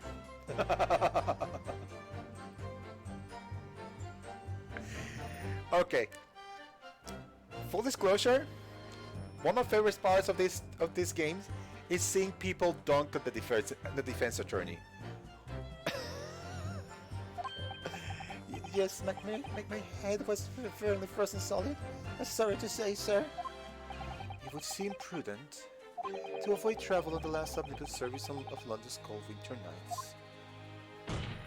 People! Ah! Anyway, the fact remains there can't have been anyone else inside the carriage or we all would have seen. I keep going back to the gloves because there has to be something about the gloves. Hold it! So let me see if we can find some information from here.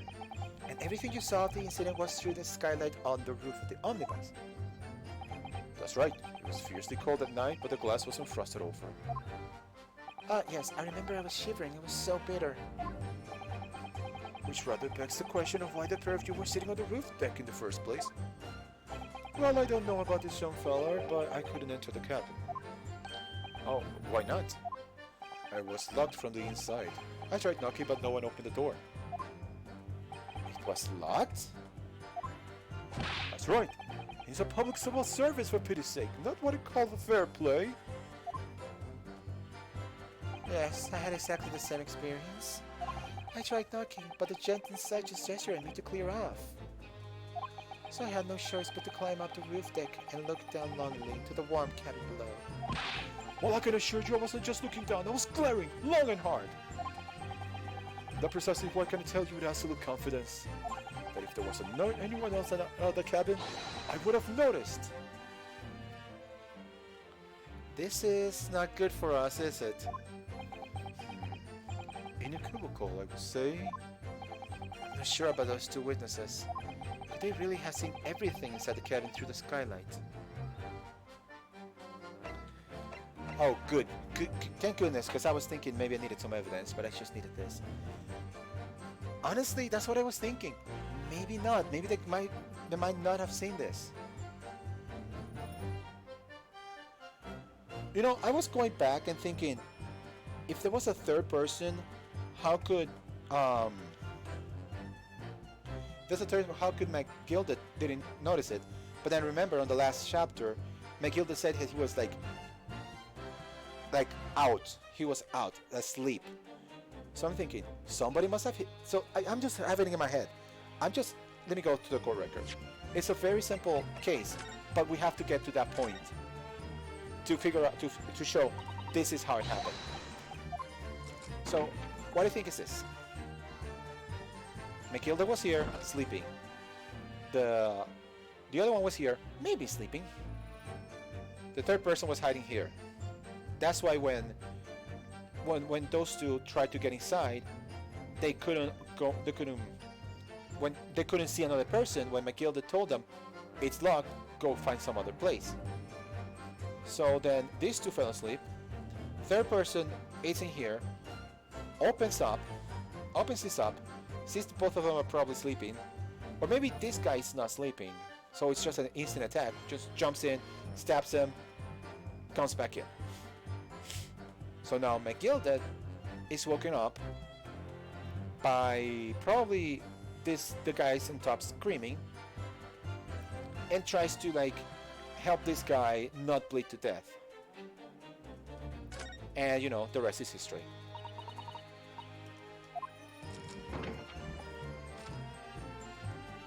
That's my logic, but we need to get to the point of saying that there is indeed a fifth person. So, allow me to confirm one thing, Mr. Fairplay.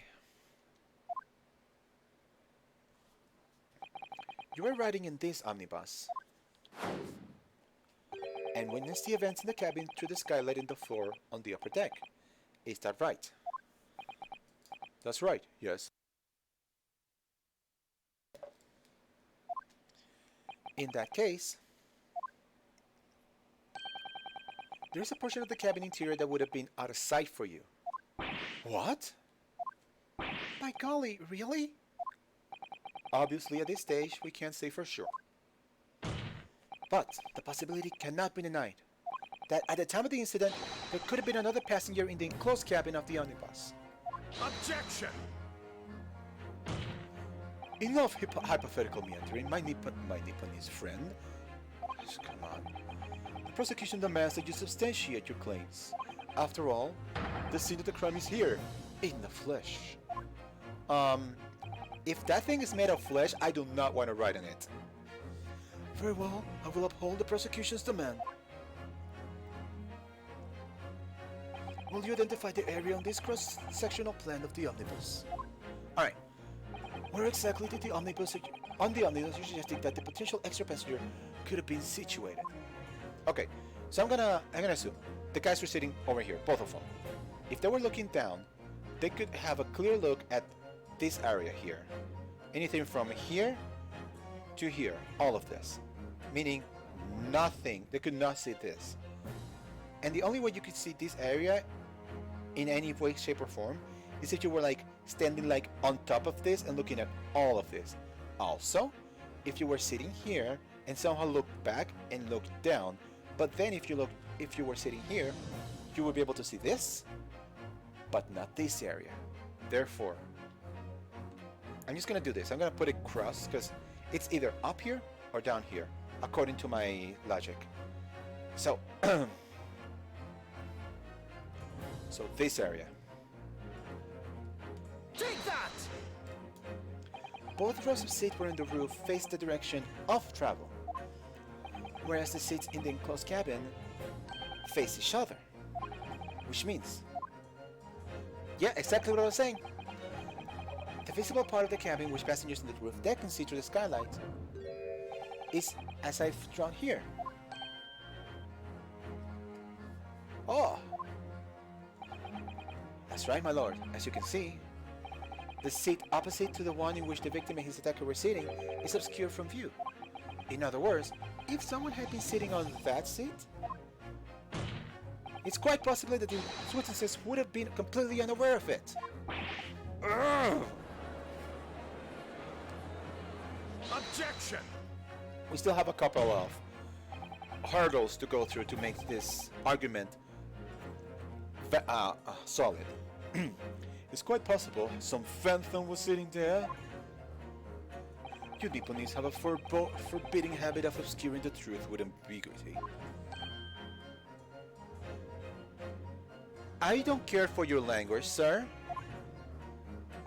I concur with the prosecution's rejoinder. In a British court of law, evidence is paramount. I cannot entertain this conjecture, counsel. That is, unless you're able to put a name to this mysterious passenger to whom you allude. A name? A name? Who? Okay, we got first. We got Fair Play, Peepo, Mason, definitely not Six, McGilded. No, I have nobody. Can you Mr. Nedhada? Honestly, I don't know. Who could it have been? Oh my gosh. Think. I'm usually not good at this stuff. Who could have been in the other seat, which was out of sight from the witnesses on the roof deck? Oh my god. Do I have it and I don't know yet? Do I have the possibility? I'm gonna look.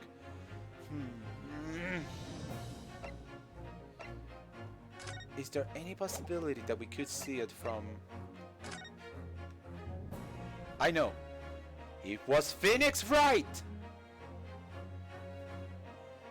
Why is Phoenix Wright's name here? I mean, other than an Easter egg. Okay, there doesn't seem to be a trap there on the bottom, so there's no way they could have come from the bottom and climbed up. London Fifth Avenue. Okay, I'm just gonna say there's nothing. He said, yes, sir. Yes, sir. I don't know. Okay. Is there anybody? Anybody from the group of people that I know?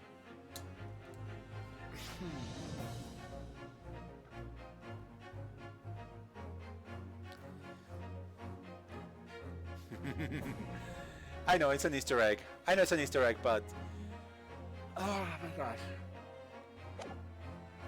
I just thought it was interesting. Can I honestly say I have an inkling when I have absolutely no idea who else could it be? Question is, I don't have a name. I didn't even have a face.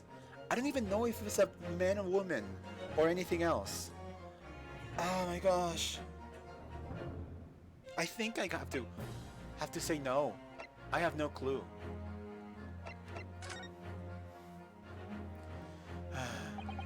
I have literally no idea. Me neither. But as a proud citizen of the Japanese Empire, you will look into the sky and walk on, making sure all signs of tears are gone. Go on. This isn't just a case of going on, Mr. Sato.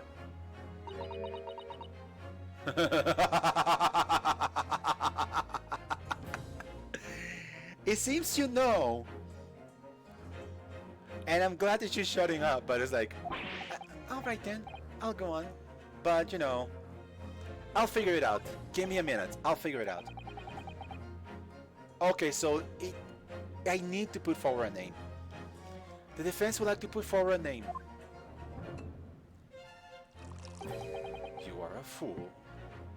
The response was a desperate attempt by a man who has no notion of his own limitations. A toast to hard lessons not yet learned. Let us not delay, counsel. The defense is still to name the passenger in the other seat.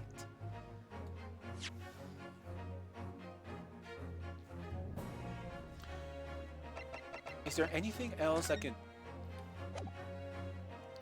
Anything else I can glean from here? I mean...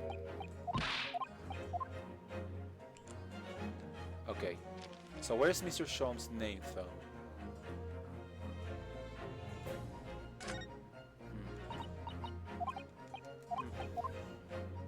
Okay, we can't glean any new information from this. Mason... Wait. M, right? M. It's Mikotaba, of course! Okay, so which characters have an M? Mason, Six, Gilded.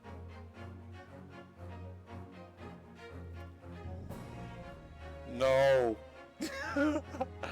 No, don't tell me. Don't tell me. Please don't tell me. It's the only other character with an M here. No. You have got to be kidding me if this is true. You know what? It actually would make sense. It actually makes sense for various reasons. Like, why is Ben 6 suddenly taking this case 5 years after he decided, I'm no longer taking cases? How can, how is it that suddenly Magnus McGilded cannot even pay anyone, even the most scummy lawyer, to defend him? He can't. He had to rely on us. And the thing is, the only other people with an M, that's Mikotaba and Mason, are nowhere near affluent enough to be able to have... Sorry. No, I keep pressing the wrong button. To have something like this. So... I'm going... This can't be for real. Okay. This could be it. This could be the chance I've been waiting for to turn the trial in my favor. Also, sorry, on that night, the night of the murder. Also, one more thing. Every single person that we've talked to, well, not every single person, but almost every single person, especially in the law area, that Ryunosuke has talked to, ever since he's come to London, has really put him down because he's Japanese, with the exception of one person, and that is the Chief Justice, Mal. Is his name Mal? I'm sorry. Is his name Mal? Male. Male Strongheart. Male, so... Maelstrom? Oh, Maelstrom. Okay. And I think maybe this is the reason. Because he wasn't doing it. He wasn't putting us down with his words. He was putting us down with his actions. Saying, dude, I killed a man. What are you going to do with it? What are you going to do about it? I don't trust you can do this. I don't trust that you can make this guy not guilty. Of course, I'm talking entirely out of my butt. Maybe I am completely 100% wrong. So, the person occupying the seat in the omnibus cabin that was obscured from view was... Oh boy. Oh boy, am I right or am I wrong? I don't know. But you know what? Hold my hand. Hold my hand, because this could be... this could be really, really interesting. If it is true. Okay. I have my eyes closed. Take that! Yes. Concealing the blind spot of the cabin at night was noted than this unexpected passenger. Whatever so-called logic you used to arrive at that conclusion, it matters not. Because your answer made one thing abundantly clear. The real blind spot is inside your head. And it would be an illusion. Okay, so it's not? Not a photo. Our task here is to defend Mr. McGilded. And we are working to the assumption that he's innocent of his crime. Yes, of course. Did I click the wrong thing? I'm sorry, did I click the wrong... I did close my eyes. So is it not him then? That's right, exactly what I've been... Oh! Of course, so the two people sitting inside the cabin that the witnesses saw through the skylight at that night, they were the victim and the real culprit.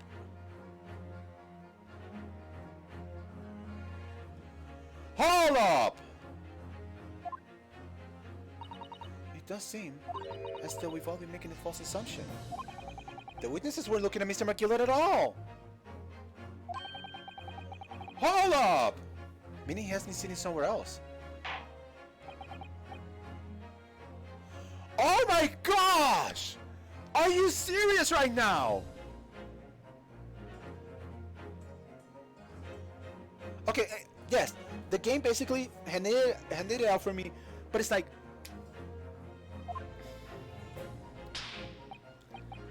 Okay.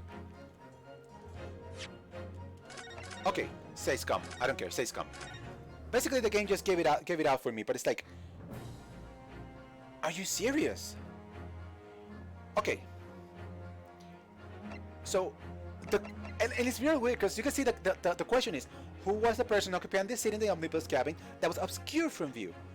So basically, we are running under the assumption that McGilded was sitting beside Mason, when in reality, McGilded could have been sitting on the other side all along.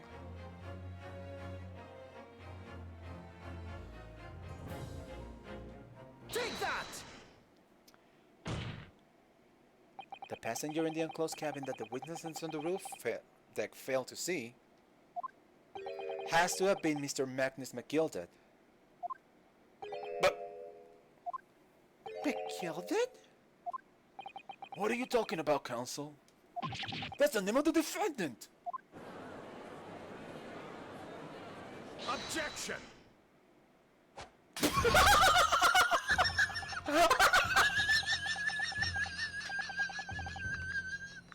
Oh my god! Oh, I did it! Give me a second!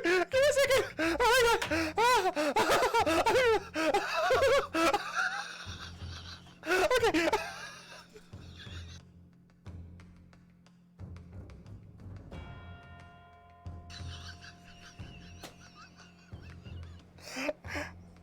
Why is that so funny? Why did that make me laugh so much?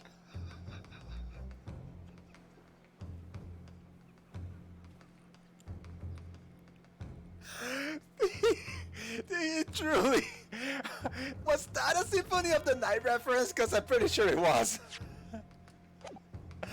I don't know why that made me laugh so much. I'm sorry.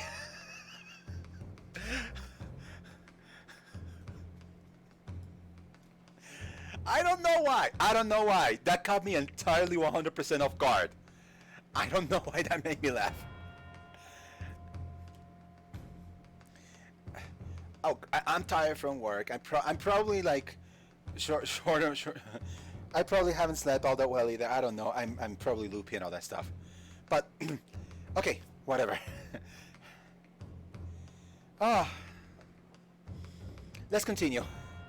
Okay. If I desecrate this chamber by smashing my hallowed chalice, do forgive the courtesy.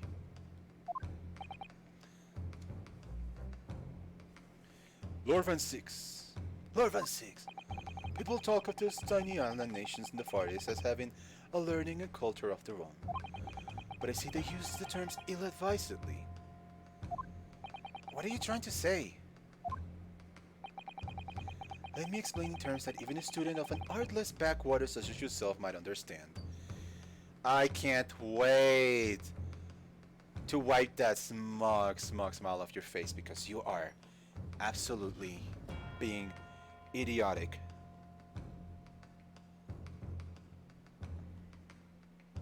You're being absolutely idiotic with that. With that xenophobic talk.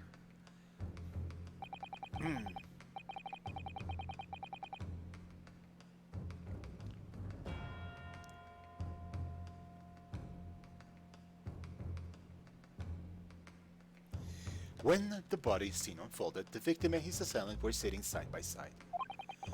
Multiple witnesses have attested to the fact. It's the very premise of which this case is built. Objection! And that's why this premise is going to fall. But the premise may be wrong. What? If the victim really was sitting beside Mr. McGilded, it creates an inconsistency that can't be reconciled in any way. What inconsistency, counsel? The defendant's gloves, my lord. Both witnesses made the same testimony. They claimed that there was blood on both hands of the person sitting next to the victim. Objection! Yet, we know the truth to be otherwise. Only one glove bears the gory remains. Objection! Yeah, but the point is, even in the face of this irrefutable evidence, both witnesses have maintained their stance. Yes, the testimony remains unchanged. Exactly. They both adamantly swear that they clearly remember seeing blood on both hands of the assailant. In short, their memory of events is correct, and their testimony reveals the truth. It was somebody else sitting beside the victim that night, a third party we have yet to identify. And the victim's blood was on that passenger's hands, both of them! Objection! And who was this third party? Obviously, the true culprit. Okay, we're not quite there, jumping that hurdle, but we are closer to it. Extraordinary! The jurors have not been a part of this just yet, so I'm worried. Order! Order! Order! What exactly are you postulating? Objection! The defense's postulation is just that, nothing more than conjecture. The witnesses have clearly stated that they saw the accused. Objection! But when elaborating on his testimony, Mr. Fairplay said the two of them were wearing hats and couldn't exactly make out their faces. Yes. The tops of their heads were obscured by the roof. I could see the rest of them, though. Yes, that's right. Both gents were most certainly hatted. Hatters do tend to notice such things, sir. Huh. Wait, Is first a hatter?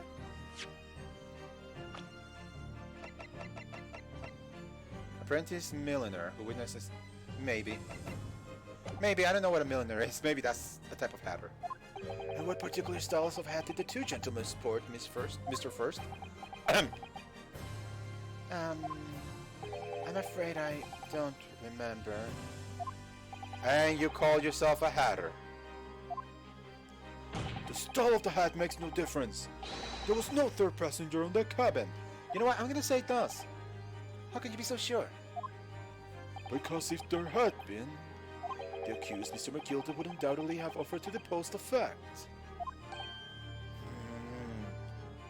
Would the fact that McGilda was asleep, can we use that as a defense?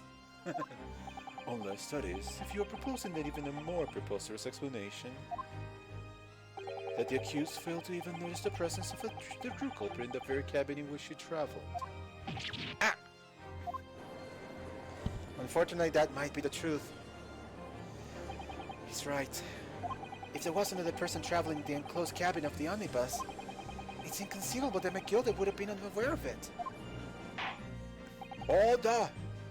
There is clearly a simple solution to this problem. Bring the accused, Mr. McGilda, to the stand. Well, what say you, counsel? The prosecution objects, my lord. On what grounds? That's an as a suspect, he will have already made a full statement to the police. But what if there's some reason why he's unable to speak freely? Yeah, Magnus McGilda is not an educated ruffian. Wow, was that another dig at me? You idiot. If it indeed turns out the man has been withholding information, you can be sure it will have been a most deliberate act. Counsel for the defense, what is your opinion? My lord, should we ask Mr. McGill to testify or not?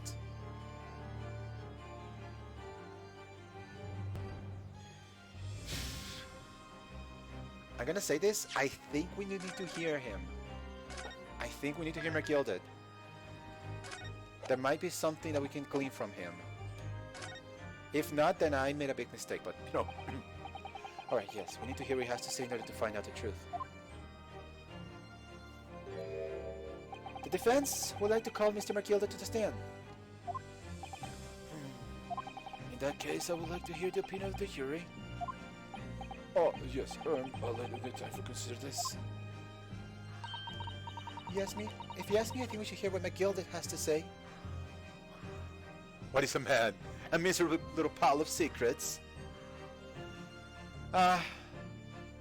Right now, it's just secrets after secrets, wrapped in a mystery, wrapped in an enigma, wrapped in a confusion, wrapped in a contradiction, wrapped in a murder. Get the man out here, I say! It would be utterly illogical not to hear his testimony. Something needs to do and get it done. That's how I run things at the guild. Hearing what the patron of my favorite little park has to say. Oh yes, that would be lovely. Well, she changed that tune already. 5-1. Yes, the jury says the man must be heard. And there you go, 6-0. Let's hear the man. Very well, the court will hear the defendant's testimony. Bailiff, show the defendant to the stand at once.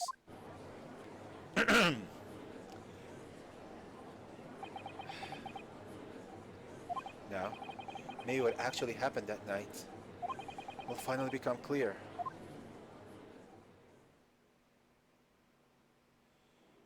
Okay. Full disclosure. It is 16 minutes past the time I usually stop streaming, and this is getting exceedingly interesting. And okay, I think this is a good stopping point though, because this case is going on forever. If it turns out that there is a stopping point like 15 minutes after this, it would be very, very... I know. Do you know what? Okay. Let's do this. Let's do this. How's... Okay, I'm just thinking. I know it's getting a lot. I'm just thinking about stuff. Okay. I could do. No. You know what? Let's hear this man's testimony. The public demands it, and I want to know. I mean, I do have a hard stop. Like, I can't go past, and my hard stop is 45 minutes from now. Well, actually, 40 minutes from now. I have a hard stop because I have to prepare for tomorrow. But other than that, we can keep going for 40 more minutes. Let's do this. So, Mr. McGilded, have you been listening to the discourse of the day? Oh, I need to, guys. To be sure I have, my lord. There are now two matters in which the court desires to hear from you. The first is whether or not there was a third party with you on the omnibus cabin as proposed by the defense. The second is that if such a person was indeed present, why did you conceal the fact from the police? Come on, do not let me down, dude. I gotta know. It's not in my nature to hide anything loud. Just answer the questions, please. The truth of the matter is, I've been desperate about this all along. Do not tell us. Okay, sorry. Do I tell you so, or keep me mouth shut? Tell us what Mr. McGilded. The fine fellow representing me is absolutely right. In the carriage in the night with myself and the other man, there was another passenger. It's true. Aye. And it was me who helped the little ocean get away after it all happened. Wait, what? You what? I'm done.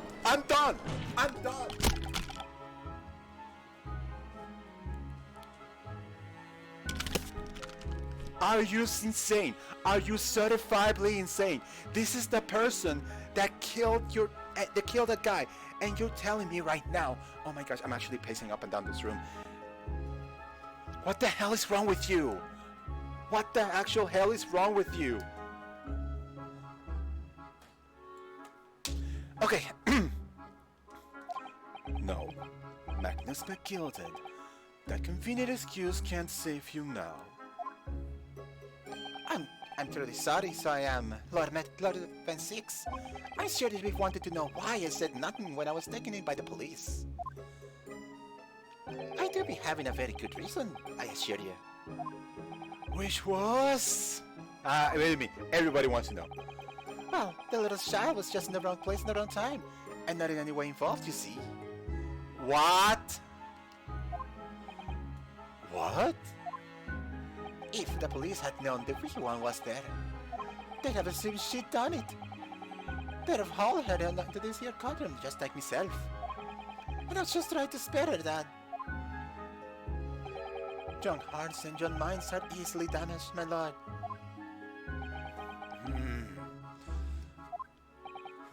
And who was this young child of whom you speak?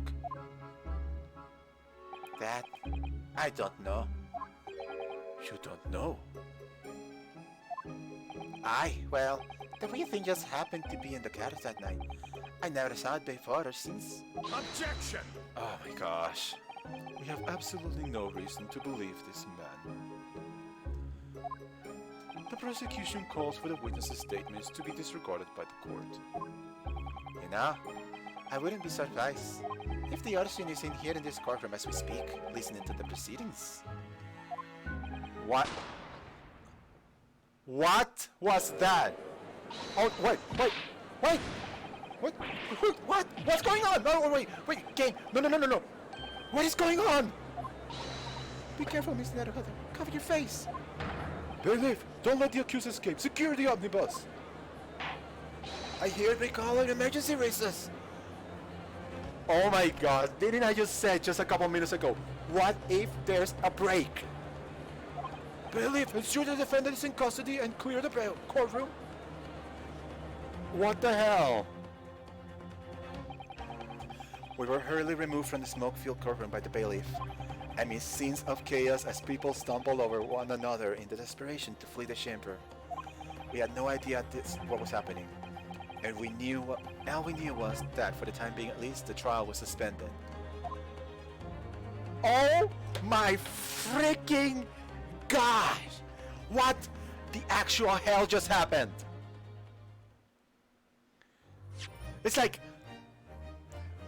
yes, there was a fifth person, but he was a kid. And Matilda helped her escape because apparently she had nothing to do with this. It's like, but then this happens. It's like, ah!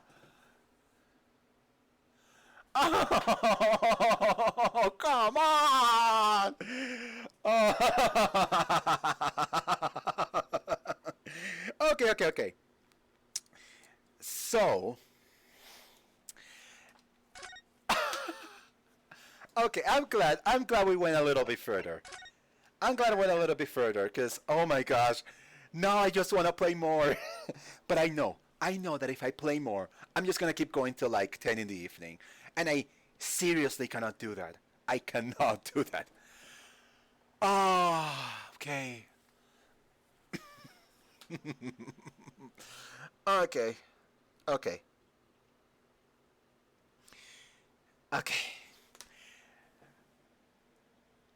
Tomorrow, I will maybe stream something different. And I know this is not a good time to stop. This is not a good time to like stop and say, hey, stream something entirely different. But I know. Saturday, we're coming back to this because holy crap, I cannot wait. I have to know what's going on.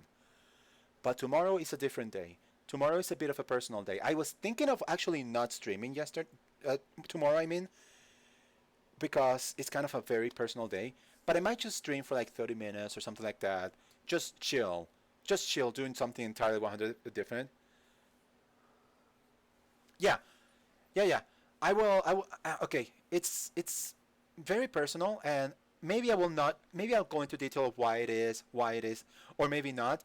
But I just want to, chill. I just want to chill tomorrow. I don't want to do some serious, like, thinking or some serious playing. Nothing serious, nothing big. Just chill. But Saturday, I promise Saturday, we'll come back to this. Because I have to. I have to know what the truth. I am so invested into this. Much more than I was in the previous case. And the previous case was very personal for Ryunosuke. Anyway, I think I'm going to call it now. So, thank you. Thank you, Death Dude, for sticking around with me for the entirety of this. I can't believe it. Like, seriously, thank you. And of course, thank you, everyone who watches this in the VOD or who decides to catch me live. My name is Nick Cobra. Thank you so much. Please stay safe, be kind to one another, and have a wonderful, wonderful, wonderful day.